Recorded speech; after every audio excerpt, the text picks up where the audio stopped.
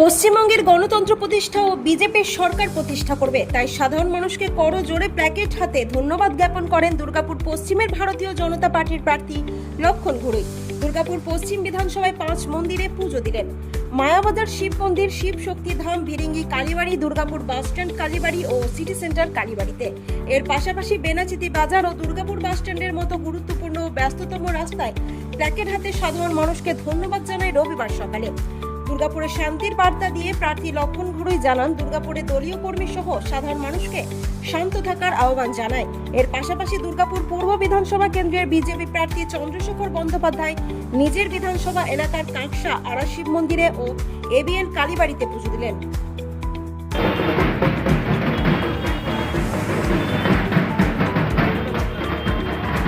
গণদেবতা ভোটের 23 এবং 29 তারিখে ঘন্টার পর ঘন্টা লাইন দাঁড়িয়ে পড়ে যে ভোট দিয়েছেন, সে মাতৃশক্তি হোক, সিনিয়র ব্যক্তি হোক, যুব হোক, মহিলা হোক, সর্বস্তরের মানুষ অংশগ্রহণ করেছেন। 50 বছরে প্রায় 35 বছর বামফ্রন্ট, 15 বছর তৃণমূল কংগ্রেসের আমলে এইভাবে বিনা রক্তক্ষয়ে, বিনা খুন খারাপিতে, বিনা ভোটার কার্ড কেড়ে নেওয়ার জন্য, হুমকি দেওয়ার জন্য কিচ্ছু হয়নি, রক্তপাত হয়নি, এটা মশা মরেনি। যে ভোট হয়েছে, গণতন্ত্রকে ধন্যবাদ, মানুষকে ধন্যবাদ, তারা ভোট যে দিয়েছেন। সেজন্য আজকে 5টি মন্দিরে পুজো দিচ্ছি। কালকে নির্বাচনের পর তার ফল ঘোষণা হবে। সারা পশ্চিমবঙ্গে বিজেপির গেরুয়া ঝড় উঠবে, গেরুয়া আবির খেলা হবে, পদ্ম ফুটবে, রাইটার্স বিল্ডিং এ বিজেপি সরকার প্রতিষ্ঠা হবে, মুখ্যমন্ত্রী বিজেপির হবে।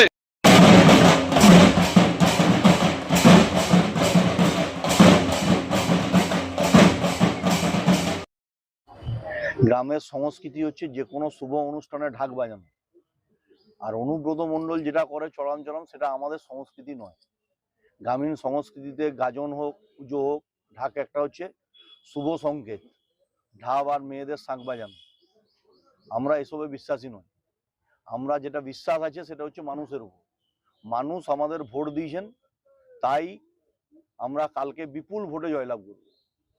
আর সেই জন্য যখন টিকিট পাই নাই, তার আগে টিকিট পাওয়ার জন্য পুজো দিয়েছিলাম আড়া শিবতলায়। তারপরে হচ্ছে নমিনেশন পাওয়ার পর পুজো দিয়েছি আড়া শিবতলায়। ভোটের আগের দিন পুজো দিয়েছি আড়া শিবতলায়, আবার ভোটে জেতার আগে দিচ্ছি, ভোটে জেতার পরও দেব।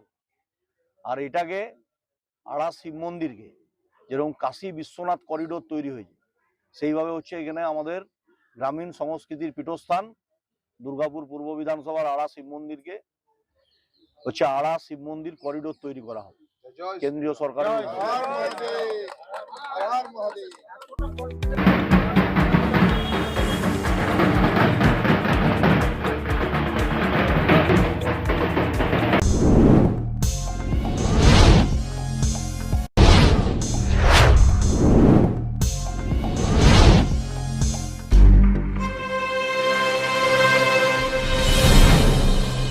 জেলার সমস্যা হোক বা খুশির খবর, শহরের হাহাকার থেকে আপনার ব্যথা, জেলার গর্ব হোক কিংবা জেলার মেধা, গ্রামের অজানা গলি থেকে শহরের ব্যস্ত এলাকা, সব জায়গার খবরের ওপর রয়েছে নিউজ আই 24 ডিজিটালের নজর। News I 24 digital.